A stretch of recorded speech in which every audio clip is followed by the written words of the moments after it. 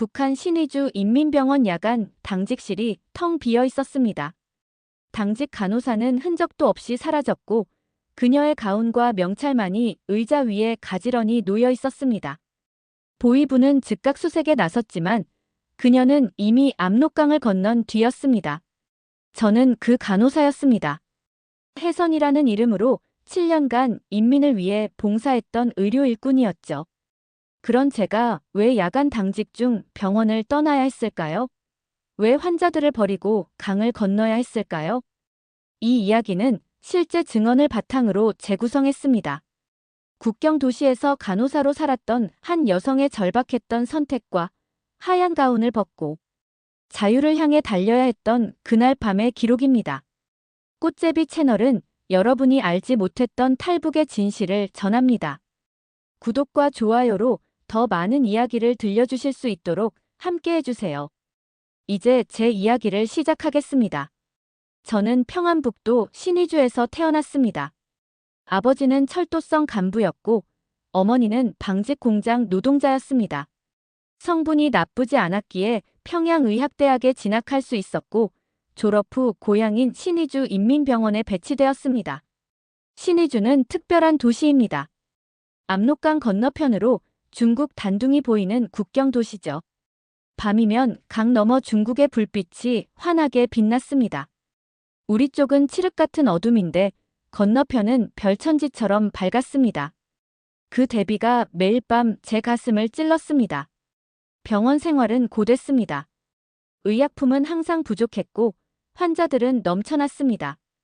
전기는 하루에 서너 시간만 들어왔고 겨울에는 난방도 제대로 되지 않았습니다. 환자 가족들이 뇌물로 가져오는 중국산 약품으로 겨우 치료했습니다. 무엇보다 힘든 건 감시였습니다. 병원에도 보위부 요원들이 있었습니다. 누가 요원인지 알 수 없었죠. 매주 생활 총화에서는 서로를 비판해야 했습니다.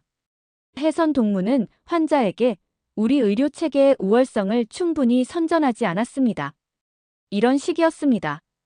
국경 도시라는 특성상 탈북 시도자들을 자주 봤습니다. 강을 건너다 총에 맞거나 얼어 죽거나 익사한 시체들이 병원 영안실로 들어왔습니다. 우리는 그들을 치료하지 않았습니다. 이미 죽은 자들이거나 살아있어도 곧 정치 범수용소로 보내질 사람들이었으니까요. 그날은 2018년 11월이었습니다. 야간 당직을 서던 중이었죠. 새벽 2시쯤 보위부원들이 들것에 실린 한 남자를 응급실로 데려왔습니다. 총상 환자다. 살려라. 명령이었습니다. 남자는 30살쯤 돼 보였습니다. 어깨에 총알이 박혀 있었고 체온은 급격히 떨어지고 있었습니다. 압록강을 건너다 국경 수비대에 발각된 탈북 시도자였습니다. 저는 떨리는 손으로 총알을 제거하고 지혈했습니다. 수술 내내 보위부원이 옆에서 지켜봤습니다. 남자는 혼수 상태였지만 가끔 중얼거렸습니다.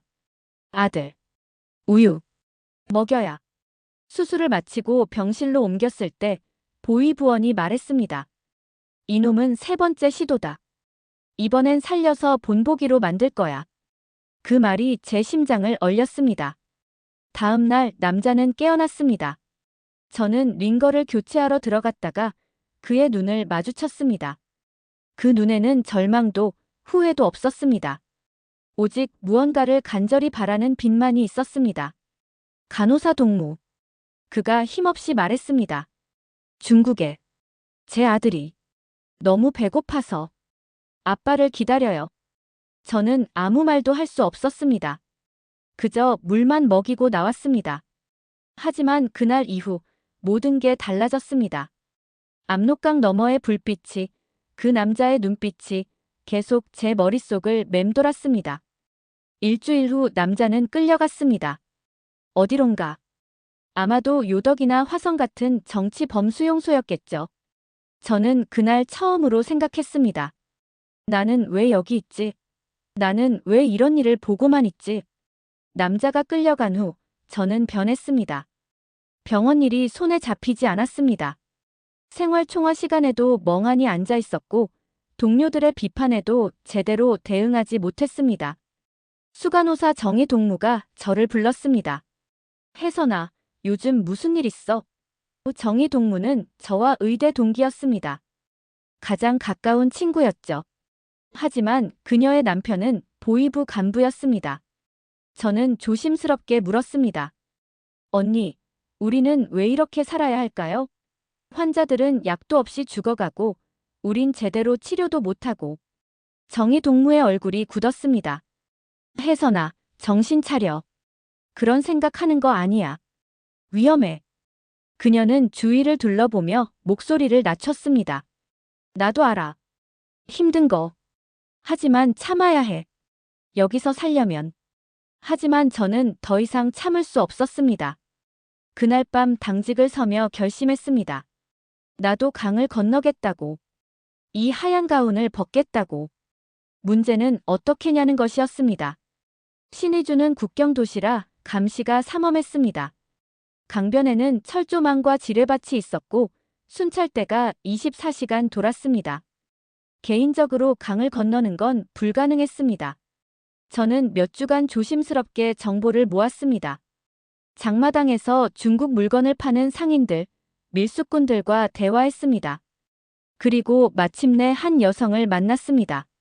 그녀는 브로커였습니다. 간호사라면 일단 믿을 만하네요.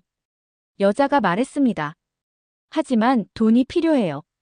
중국 돈으로 5천 위안. 그건 제 1년치 월급보다 많은 돈이었습니다. 저는 어머니의 금반지를 팔았습니다. 아버지가 어머니께 선물했던 유일한 귀금속이었습니다. 그것도 모자라 제 옷가지를 모두 팔았습니다. 겨우 돈을 모았을 때 브로커가 말했습니다. 야간 당직 설 때 연락하세요. 그때가 기회예요. 2019년 3월 드디어 기회가 왔습니다. 제 야간 당직 날이었습니다.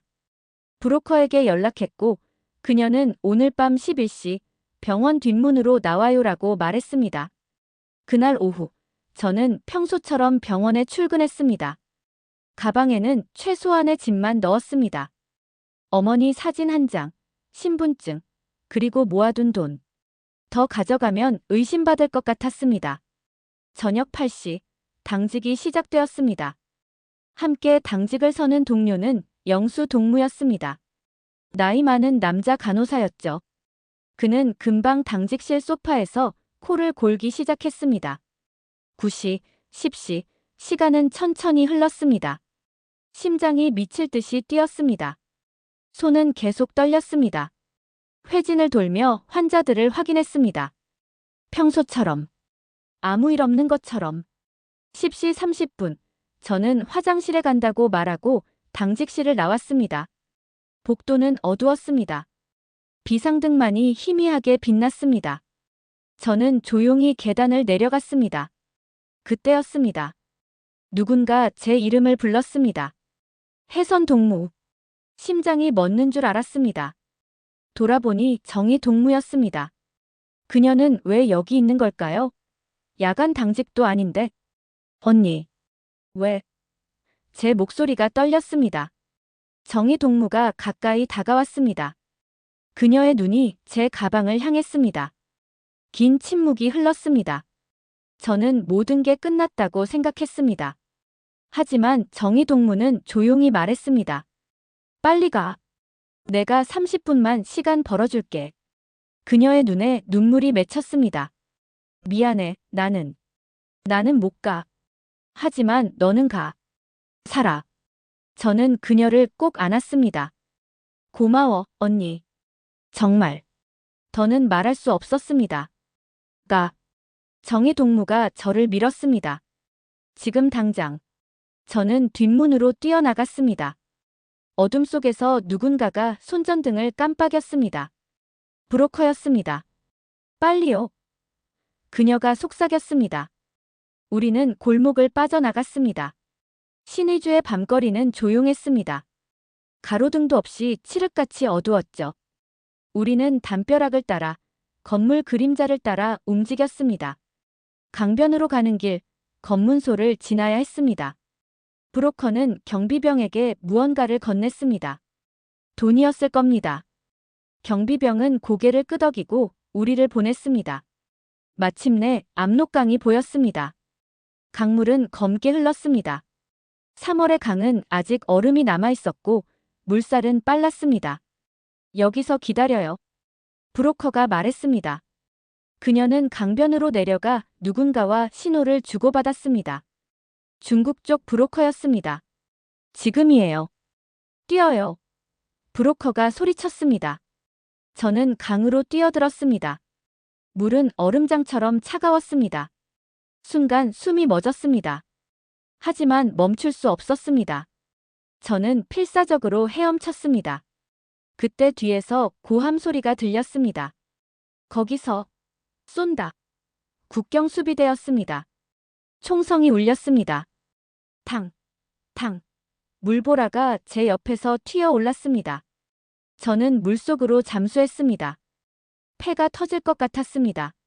하지만 계속 헤엄쳤습니다. 살기 위해, 자유를 위해. 영원처럼 느껴진 시간이 지나고 저는 반대편 강변에 닿았습니다. 중국이었습니다. 누군가 제 손을 잡아당겼습니다.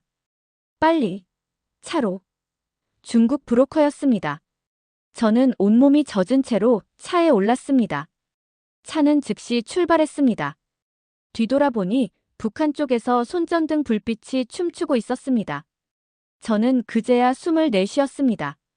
살았구나. 나는 살았다. 중국에서의 시간은 악몽이었습니다. 저는 한 조선족 집에 숨어 지냈습니다. 밖에 나갈 수 없었습니다. 중국 공안에 잡히면 다시 북송될 테니까요. 2달간 그 집 지하실에 숨어 있었습니다. 어둡고 습하고 좁은 공간이었습니다. 하지만 자유를 향한 한 걸음이었습니다. 브로커는 말했습니다.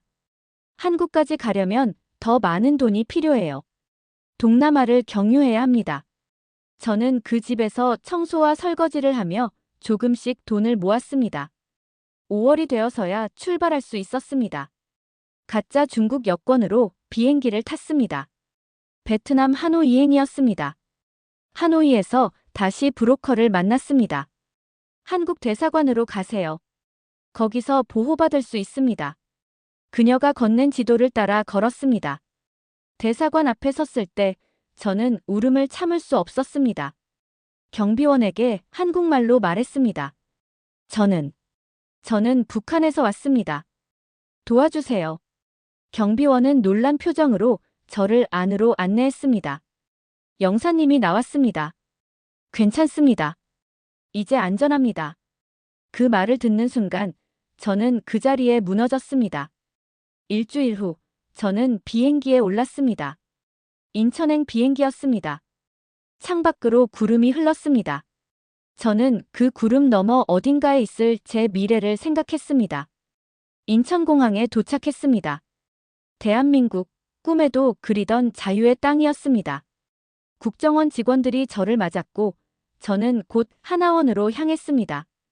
하나원에서 3개월을 보냈습니다. 한국 사회 적응 교육을 받았습니다. 은행 계좌 만드는 법, 버스 타는 법, 편의점에서 물건 사는 법까지.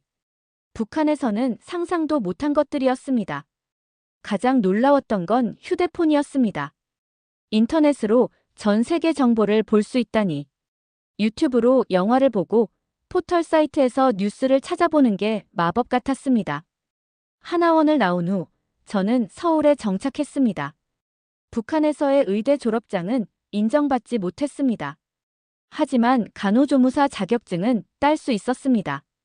공부를 다시 시작했습니다.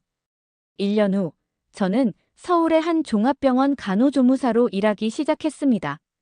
월급은 북한의 100배가 넘었습니다. 처음 받은 월급으로 치킨을 시켜 먹었습니다. 눈물이 났습니다. 내가 정말 여기까지 왔구나. 정희 언니 소식은 들을 수 없었습니다. 그날 밤 그녀가 어떻게 되었는지 알 수 없습니다. 다만 그녀의 희생이 없었다면 저는 여기 없었을 겁니다. 언니 살아있다면 언젠가 꼭 다시 만나고 싶습니다. 부모님은 아직 신의주에 계십니다. 제가 탈북한 후 어떤 일을 겪었는지 모릅니다. 보위부에서 조사를 받았을 겁니다. 그 생각을 하면 가슴이 찢어집니다. 하지만 저는 여기서 살아야 합니다. 그것이 제 선택의 대가입니다. 지금 저는 간호사 국가고시를 준비하고 있습니다. 북한에서 하지 못했던 진짜 의료를, 약도 충분하고 환자도 제대로 치료받는 그런 의료를 하고 싶습니다. 탈북은 끝이 아니라 시작입니다. 강을 건너는 순간보다 이후의 삶이 더 힘들 때도 있습니다. 하지만 여기는 자유가 있습니다. 제가 선택한 삶을 살 수 있는 곳입니다. 야간 당직 중 벗어던진 하얀 가운, 그 선택을 후회하지 않습니다. 구독과 좋아요는 꽃제비 채널이 더 많은 이야기를 전하는 큰 힘이 됩니다.